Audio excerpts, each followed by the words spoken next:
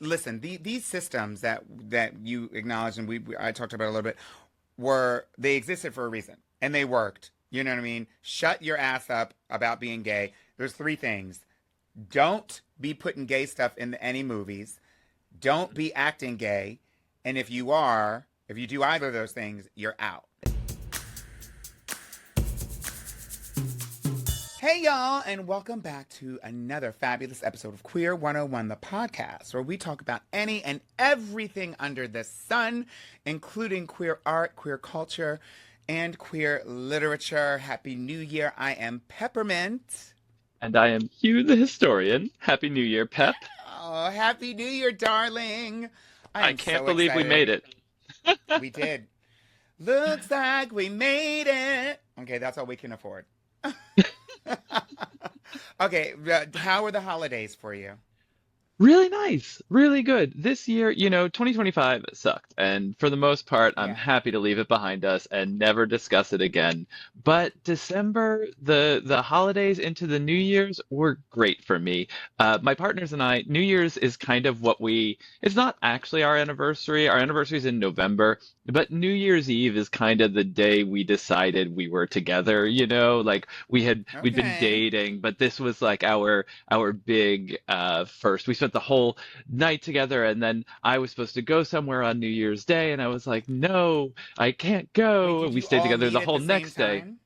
Yeah, yeah. They had Okay, been okay. together already. They were together for 10 years Okay. before we met. And Got it. so New Year's is like our big celebratory tradition. But the last couple of years, motherfucker, we have had COVID on New Year's. We have had Hmm. RSV on New Year's. Last year, we had norovirus on New Year's, and that was disgusting. So this year, All of we you were had it?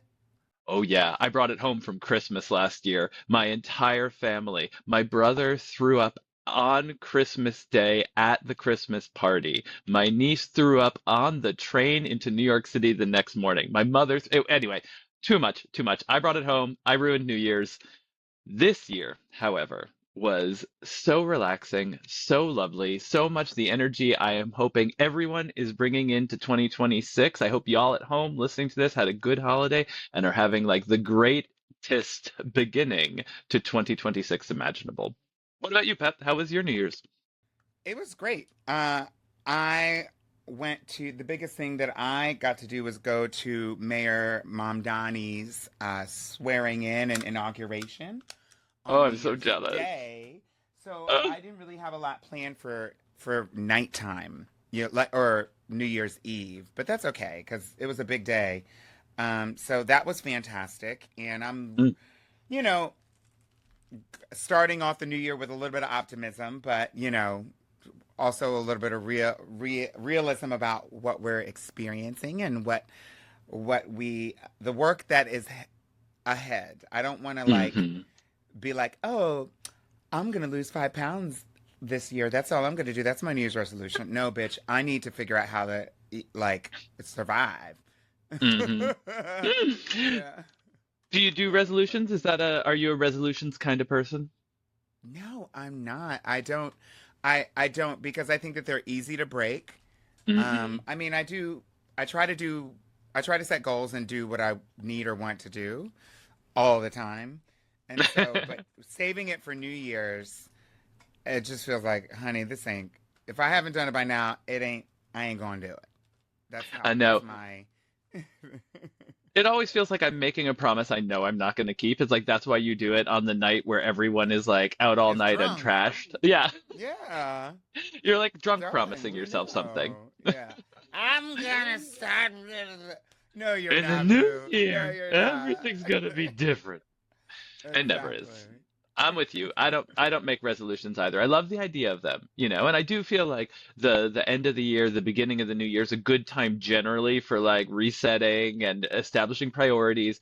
But I feel like if I set any kind of resolution, I'm just asking myself to break it a week and a half later and then feel ashamed about it and then stop trying on it at all. So I try to like have Yeah. intentions, but not resolutions. I wonder about the viewers. If you all made any New Year's resolutions, please leave it in the comments and let us know like what New Year's resolutions you had, because we're really curious if anybody. Yeah. I hope that some people's New Year's resolutions was to read more. That is a Yeah, that's a goal of good mine, one. and because we have to get used to the possibility of, this came up like sort of with the tranche of Epstein files that are still trickling out, and how A million more redacted and files like, every week. yeah, and how redacted and like manipulated they seem to be, and that it is not just a release of anything. And it just shows me that, like, oh, like, there are people that are vested in controlling the flow of information that we receive. Obviously, the news, what happens with world events, what happens with the money. And then like, it's beyond just withholding the information or releasing it. Mhm. It's now release it and like change it and lie about it and then just lie, you know? Yeah. And so I think us reading from our own sources, books that we can see that are printed, and not that people can't print lies, because that was how it started. But I mean, it's a lot harder to print. You can't mass change a book overnight that's hmm already on people's shelves the way that you could, like, they could be going into like your Amazon Kindle right now and switching stuff out that you wouldn't even know. Yeah. And so, Yeah. yeah, I'm thinking about that. But I think when I that's a want to escape great. that, I watch some TV. Yeah. I was going to say both of those actually, I think, are a great connection to what we were talking about last week. For those of you who did not catch the episode, we had our interview with Michael Koresky, author of Sick and Dirty, a book all about queer coding and the way information is manipulated in images. But I too have Hmm. been watching a lot of television. Partially, well, no, I was gonna try and pretend like partially it was like work related or I was thinking about all the political issues you're thinking about, but I got to admit, I've been hiding a little bit this last week from the world and instead diving into the coding, diving into, can I tell you about this? Like, this is a little ridiculous, but I have been rewatching the 1985 classic miniseries Anne of Green Gables starring Megan Follows. Do you know, are you familiar at all with this? I know the title, I know the reference, but that's as far as it goes. Look, I just gotta say, it is the most coded of queer coded films. It's the most gay thing the 80s produced, I think, in some ways. For those of you who have never seen it and don't know what we're talking about, the show Anne of Green Gables, based on the book of the same title by L.M. Montgomery, who was herself a straight woman, mostly at the turn of the century, who had a lot of thoughts about sex and relationships, and there's been a lot of trying to read into her own life and work out lesbian desire. She wrote in a diary in 1932, "I am not a lesbian," but it seemed maybe an issue of protesting a little too much. Anyway, the books follow this young girl who's an orphan who gets adopted by a pair, a brother and sister, who are spinsters running a farm together, and they need someone to help Mm-hmm. them. And instead, they get this little girl, Anne of Green Gables, who is not the boy they thought would do all the work, but this talkative little girl who's obsessed with finding her bosom friend, the girl who will be the Mm-hmm. girl of her heart. And it's just the whole show is obsessed with friendships between girls, rivalry with boys, the worlds that a brother and a sister create together. It's like there's no heterosexuality in it. The show makes so much more sense if you watch it imagining everyone in it is gay. And I had read the books and liked them when I was a kid, but wasn't until I was in my Surprise, 20s. surprise. I know, we all find it, right? We find that coding, even when we don't know what it means. When I was in my 20s, I had this roommate, Rebecca, and she found the DVDs of Anne of Green Gables on the street one day and brought them home and made me sit down and watch it with her. And she was like, this was like the most lesbian coded thing I saw throughout the 1980s. It was like my absolute obsession. And so now, between that and then reading Sick and Dirty, I've been rewatching the series with all of that in mind, and it's amazing to me how much of it, if it happened on screen today, everyone at home would just roll their eyes and be like, oh, they're lesbians and they're just afraid to write them as lesbians. But at the time, it felt like this like exciting, strange, like they were friends, but maybe the friendship was too much, and how much I read into that and how much I projected onto that and how exciting it made it to watch it because it felt like maybe it was talking about something at a level that I could hear it and other people couldn't. Like a dog whistle, but in a good way, and that Mm. made me invest in the miniseries. So that's the other thing I've been doing for the New Year's, diving into Anne of Green Gables. What do you mean investing in them? Did you make a purchase besides? Like putting my ideas into it, my thoughts, my hopes. It's like I invested all of my emotions into part of the show that's there, that's also not there. Like they're not I see lesbians. what you mean. I see what you mean. What TV have you been watching? I've been watching everything under the sun. I have been. It was really interesting back in, I guess, December, Mm. when the conversation around that show, Heated Rivalry, was going on, and I think there's probably a lot of people that are. It was popular over Christmas, over the holiday break, but I'm sure that there's a lot of people that probably haven't seen it yet, even though it is so popular. It's now greenlit for two more seasons. I see. I haven't Season seen two any and of it. season three. Yeah. I mean, it's a hockey romantic drama, um, Not the between sticks. two rival players, and of the Sticks is right, of two rival players, Hmm. and it's incredibly erotic. And there is like some secrecy, and not to spoil too much, there are some like themes of secrecy and maybe some self shame involved in terms of themes in the show.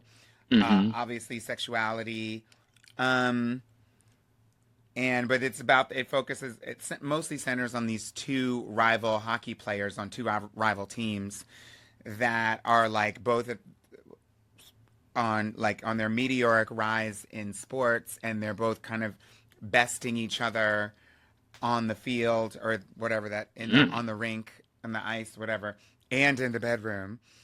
Um, and so it's a well done show. It is extremely erotic. It is like, It's not coded at all. no, it's not coded. There's no coding going on. But I think what's really interesting is seeing the discourse online, because there are people who are, it seems like almost splitting generationally. Um, I haven't really paid that much attention to the bickering and the back and forth because I don't really care that much. But it seems like there's it seems to be splitting generationally, and I'm not quite sure exactly which generation is saying what, but one group is saying, "Oh, this is like so passe. Who cares? Like blah blah blah blah blah. They're not the first gays." And then there's the other group that's saying, this is really important, And I think it might be the people defending it. I think the people tearing it apart are the younger generation, and Oh, I think the interesting. older generation is saying, we haven't had this our whole lives, and we probably won't. Um, and it is interesting seeing the none of these shows are queer coded really, and it'll be interesting to see what happens because we are in this new sort of political era of Yeah. pushing people out who getting rid of wokeness, pushing people out of who are diverse, people of different races and genders and sexualities being pushed out, different ethnicities and nationalities and religions and all that stuff. Hmm. And also an emphasis on the alleged imaginary harm that the very presence of those groups, or the very notion of those groups, or the very depiction of those groups in film and television, the harm that it does to white men, Hmm. and that The is what we should be the contamination we most, bring. yeah. That should be that is it seems to be that is the central focus of this administration, but obviously the result is cancellation of things that are like diverse or queer related, or focused on people of color, and removing Hmm. people from the halls and from the books, and from taking people's names off of things. There's stuff supposed like to be like that. a And then, huge drop in queer characters next year too, right? Like there's going to be way fewer than in previous years on screen, and it's almost certain, but that is a trend that started in 2023, in 2022, sorry. Uh, and it has continued. It actually went up this year from last year, but then it's still down. hmm It went up. It's the amount that it went up is less than the amount that it went down last year. So it previously, didn't yeah. slow down as much, but it's still less characters this year on television than there were last year. Mm. And the year before that, and the year before that. And so it's been a trend, less LGBT, out LGBT characters in American film and television. And Ugh. I guess it's really interesting because I see a lot of people's responses. I remember seeing some of the administration's response to the show Boots, um, hmm which I didn't watch, but it was obviously a gay focused show. I think everyone in the show was gay or something. And that got canceled is like immediately. Immediately. But and that's also a Netflix show, or that is a Netflix show, but apparently that had something to do. There was the other part of that story is the administration was saying we're going to block your merger with Warner hmm Brothers if you don't cancel this show, which is so wild. And It's so illegal. it's illegal, Crazy. but Yeah. it's also like you know I wonder if they'll be pushed to get rid of any depiction of any LGBT person ever on hmm all of their platform, and if they would do it. It'd be Yeah. interesting to see if they would do that. Um, I It's hope funny. Or not, because I'm yeah. one of those characters on the TV series on Netflix. Um, It is but so yeah, shocking and so blatant and so just happening right in front of us, like that kind of transactional, like we will block your merger if you don't do this. And there are times when reading the reading Sick and Dirty, he talks so much about the production code administration, the PCA, the people who like made the rules about like you mm, literally cannot show sex perversion in films, or if you do show sex perversion, then the gays have to die at the end to show the morality tale of it all. And it feels reading about it to me, I'm like, gosh, it was so repressive in the 50s, and it was so like out there. And we have things like heated rivalry now, and it's so different. But then you hear about this kind of stuff, and it's like, okay, well, we may not have an explicit group that calls themselves the administration that like goes through every movie and says, yes, no, you can't make this, you can make this. But we certainly have an administration that is willing to clamp down on whoever they need to blatantly, publicly, and say, we are doing this because of your queer characters, or because of your black characters, or because of all that's happening. And it's like, how far have we really come from the 40s, 50s, and 60s when the PCA ruled everything in TV and movies? And I think that's, I'm really glad we're reading Sick and Dirty right now at the start of this year as we're watching all of these manipulations happen, and we're seeing what shows are going to continue and what shows aren't going to continue, because I think it brings home, yeah, we have traveled a long distance from the days of, Alfred Hitchcock's Rope, where they couldn't even mention homosexuality, or the other films that Sick and Dirty talks about, but we also have not come that far at all in some ways. well, I think it's probably not linear. It's just like a big stew of like you put your spoon in and you get what you get, and sometimes you get discrimination, and sometimes you get like something you like. And I think it's just a matter of like adding more ingredients for people to choose from. Maybe. I mentioned or I talked about Heater Rivalry because in addition to watching it, which it was very good. So if you do watch it, I think you'll enjoy it. Watch it alone, they say. Uh, but there's apparently it's one of HBO's highest rated shows, and Okay. a lot of heterosexual, uh, presumably cisgender women, tuned in to watch it as well.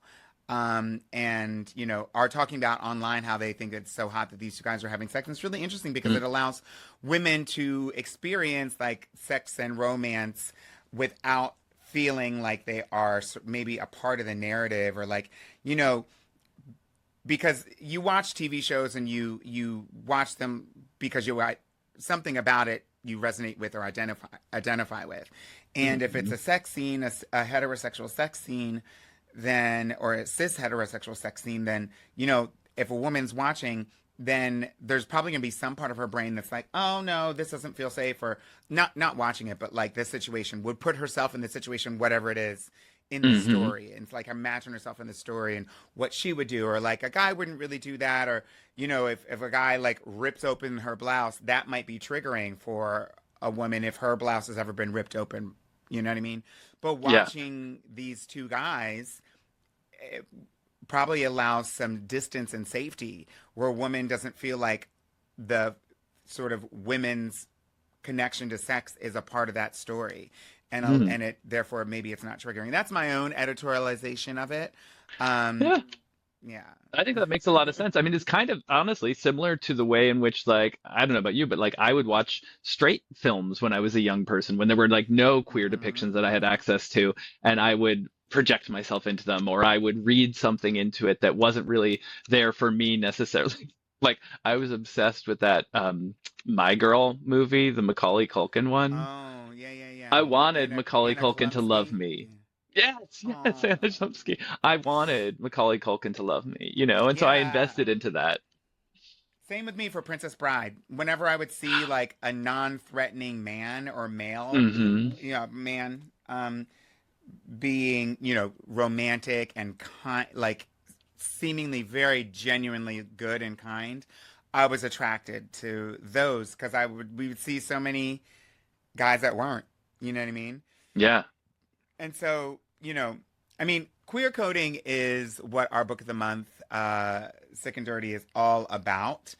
And, it uses, it uses these notions to sort of talk about classic films and discuss coded Hollywood queerness from the 1930s to the 1960s, a long Hmm. time, Yeah. when the PCA, the Production Code of America, which sort of preceded the MPAA, Yeah. basically, I think they just basically preceded the Motion Picture Association of America, who controlled the ratings and all that. They controlled not only the rating system, but then this before the regular rating system, controlled the morality in Hollywood, and using Hmm. terms, but they using these like indirect terms like perverted, whatever, like instead of saying just homosexuality, like Hmm.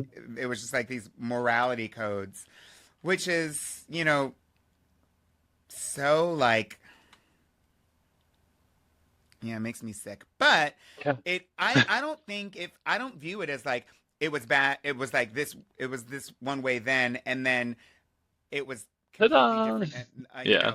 because it was all connected. I mean, Sick and Dirty is out now, and it really cracks open this view for a lot of readers. But Hmm. and when I was interested in this, I did not have Sick and Dirty, but I did have the Celluloid Closet, which was Yeah. basically I'm they're very related.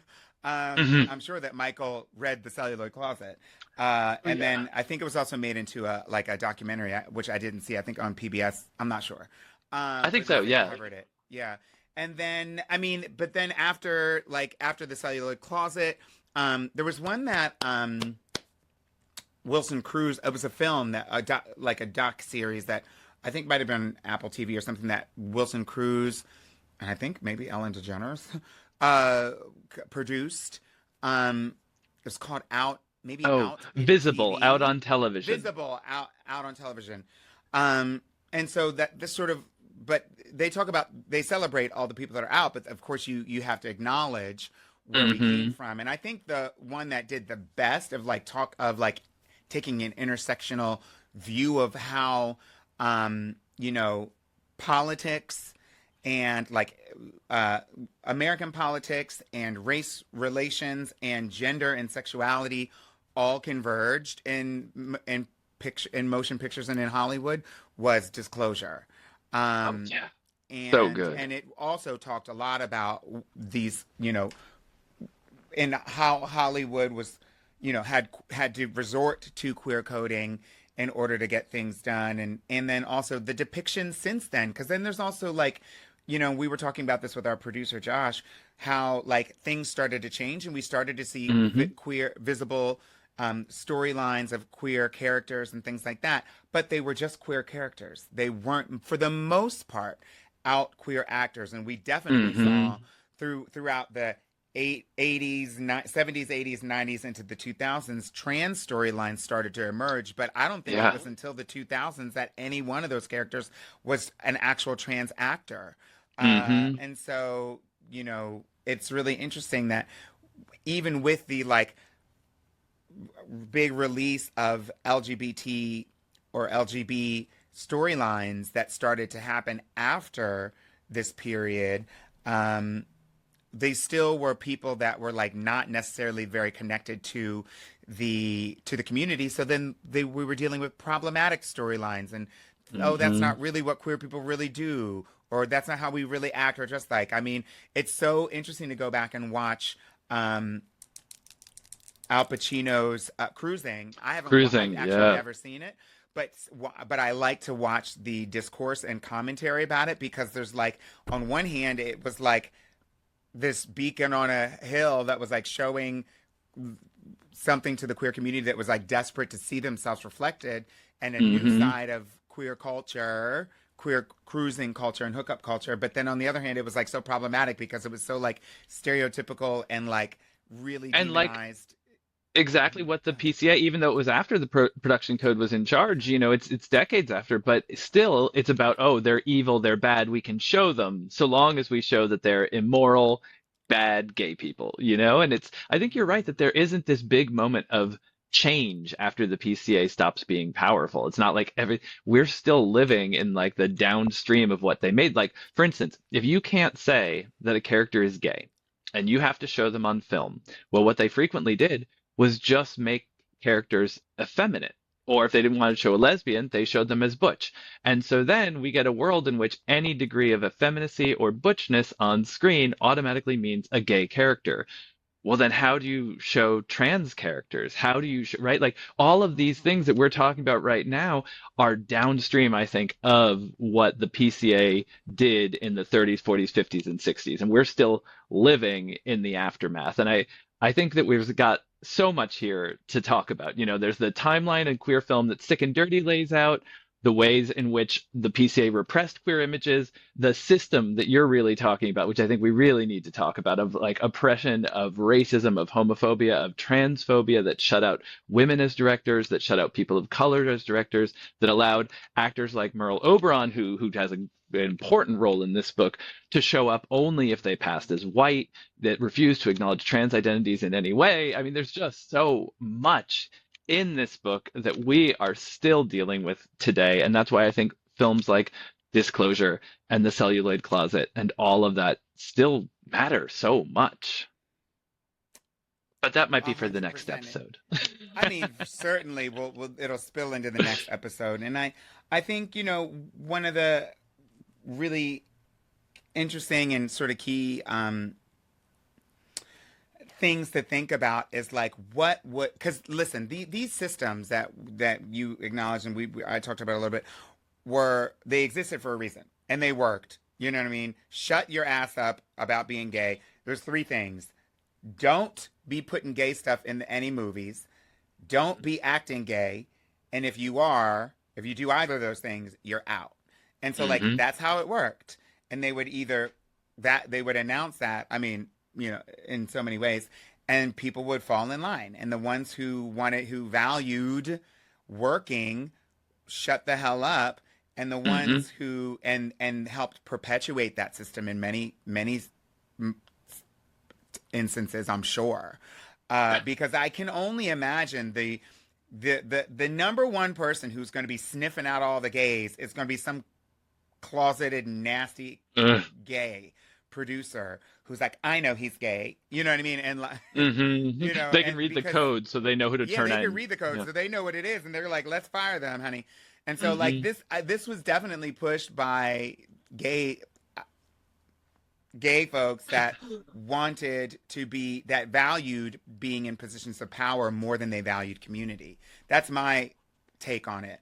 But then also, I don't know fully. Um, but it seems as though, I mean, if what is true today was true then people who often challenge the system, and we talked about this a couple of months ago in a couple of other in another episode, is the people that are like challenging these systems of oppression are oftentimes the people who are the most marginalized, people who are Mhm. queer, people of color, people who are disabled, people who are immigrants, people who are this and that, women, obviously. And so these femmes who are people of color and queer and all this stuff, these are the people that are at the front lines of every march and protest and picket line every Yeah. single time. I don't care what the issue is, they will be there. And including challenging Hollywood. And I think that so it's no wonder that the this sort of anti-queer movement was also intersectional in its approach, and it overlapped with the the Red Scare and the hunt for Hmm. communists. Because so many people who were queer were probably keen to changing the capitalist system that they could Yeah. see was harmful. This capitalist system, the whole reason for having this was so they could sell more pictures and they could Hmm. make more money by forcing people to be a product. And when you force people to be a product, you take out their individuality, or, you take out the things about them, the flavors about them that make them unique so that they can form. And if somebody's bucking the system by being gay and acting all swishy and not like, in this case, like a man, typical man should, then you're fucking Hmm. up the system that allows them to sell a Ken doll, allows them to Yeah. sell a leading man. And that's what they were most worried about. Then the second thing is, which was more insidious perhaps, is sort of getting American viewers to buy into that depiction as, oh, because it was fake. It's fake. It's Hollywood. Hmm. It's actors, and all of them are gay.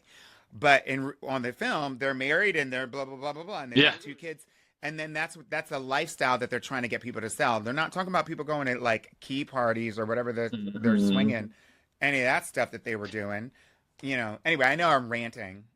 Well, but you, so I mean, I'm curious. I gotta know, like, how do you deal with this? Like, how directly do you hear these things said in Hollywood? I mean, you are working all the time. You are on so many different projects. Like, does this get expressed openly still to this day? Do you hear whispers behind you? Like, how is it happening now?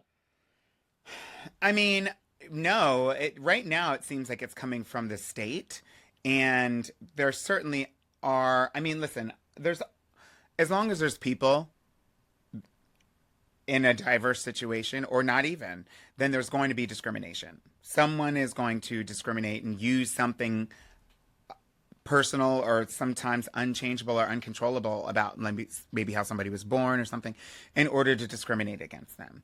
And I would be lying if I said that I never experienced any type of discrimination. Now, no one has ever come up to me and be like, "You're trans, we're firing you," because at a certain Mm. time that was illegal and it still is, but maybe it's not going to be anymore. I don't know. Yeah. But it does seem as though the hearts and minds of at least the people that I could see and access started to Hmm. change over the past 10, 15 years for the better, to be more accepting and inclusive. Okay. And sets of television shows and things like that, and work environments and places seem to follow suit. Now it seems like, in order to the current administration is using these threats of withholding money and funding to get people to acquiesce and conform and fire all their black employees or like whatever it is. Hmm. And at the same time, they're attacking these like laws that were put in place to protect us at the Supreme Court level to get rid of voter access, so that people of different minority groups can't vote, or at least have harder time voting, and it weakens the voting power of them. Trying to get rid of, like, using affirmative action. That's not even like necessarily a thing that, it's not even that contemporary. I think affirmative action, like as it's being described, um, but like using attacks on affirmative action and DEI. Before that, it Hmm. was critical race theory, and before that, it was Right. whatever. Political correctness and yeah. Yeah, to sort of like make sure that the place is straight and white. So I'm seeing that happen, but I'm grateful that, listen, let's put it this way. I'm on the third season of a Netflix show, and it doesn't feel like it's our last season. We know it's our last season. If it's our last season, it doesn't feel like they canceled us because anyone was trans on there, and I'm the only no, there's two, there's a couple, I'm not the only, I'm the only out trans woman that I know of, but there's several trans people that are connected to the production, some behind the scenes, and then a couple of other trans actors who are regulars or recurring on the show. That's great.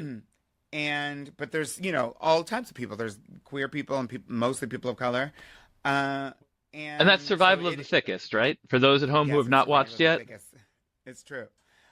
Yes, forgive me, I didn't say it. So that show is one that would probably qualify as like a woke show. But Netflix has not said, we're canceling you because it's too woke. And they seem to acquire and put out new stuff all the time because Netflix has to be directly in contact with maybe they have a relationship to viewers that's different than what old Hollywood would have seen during the 30s and 40s. They didn't care to sell films to black folks and queer people and things like that. Or they thought, well, they're going to come in, they're going to try to sneak in anyway. So like, we don't have to mention we don't have to. We give them. Yeah. But now I think that some companies are seeing that it actually does pay to be more diverse. And if you have the more different types of stories you have, that's the more audiences that are going to be, connecting with it, I guess. Yeah. I mean, bringing it right around to where we started, Heated Rivalry's like one of the top shows on HBO right now. So some people's making money off of it somewhere, somehow. So yeah, it's their number one show, or at least one of the highest rated shows.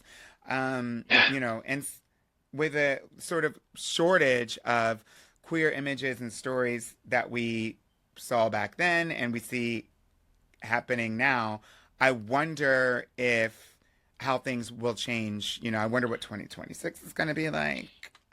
We've got a lot to look forward to, and I think that's a good place to wrap this up today. We have so much to look forward to. We've got a lot more to talk about in Sick and Dirty, got a lot more to talk about in terms of coded queer film and TV. Viewers at home, do you have a coded queer thing that you love, either that has some kind of coded queerness to it that you learned about later, or has nothing queer about it and you feel it means something to you? Let us know. Drop us a comment. And pick up Michael's book. Now, listen, if you didn't get a chance to see our interview, then please go over to alstora.com, join the book club, which is Queer History 101. And you can see not only Michael's interview about Sick and Dirty, but you can see a plethora of interviews with authors that write about this topic and other similar topics that are as related to the queer community. And we want to see you up in that book club. Yeah. Let us know what you think. And please, it takes only a minute. Like us, share us, and make sure to subscribe wherever you listen to your podcast, wherever you watch your podcast. If you're on YouTube right now, if you're on Spotify, if you're on Apple, if you're on, I don't even know where you are. You're everywhere. We are everywhere. And we would like you to subscribe. And make sure you send your questions and comments or requests to questions at queer101podcast.com. And remember, we are back here every single Tuesday. And, do all the things. It doesn't cost you anything to help support this and help us fight the algorithm that does not want us to be talking about these things for a general audience. So we definitely would love your help if you enjoyed this. If you've made it this far in the video, then you might as well click that notification bell so you can find out when our next one drops, which is next Tuesday. Hello. Next Tuesday. Thank you so much for watching, everybody. Bye, everybody. Thank you so much for joining us today. This podcast is part of Pride House Media, hosted by us, Peppermint and Hugh, produced and edited by Josh Rosenzweig, with original music composed by Nell Balaban. If you enjoyed this episode, then don't forget to subscribe wherever you listen to your podcasts. And while you're there, leave us a rating and a review. It really helps others discover the show. You can stay connected and join the conversation by following us at Peppermint 24/7 or write to us at questions@queer101podcast.com. Thank you for listening. And remember, our history is your history. Stay proud, stay curious, and we'll see you next time on Queer 101.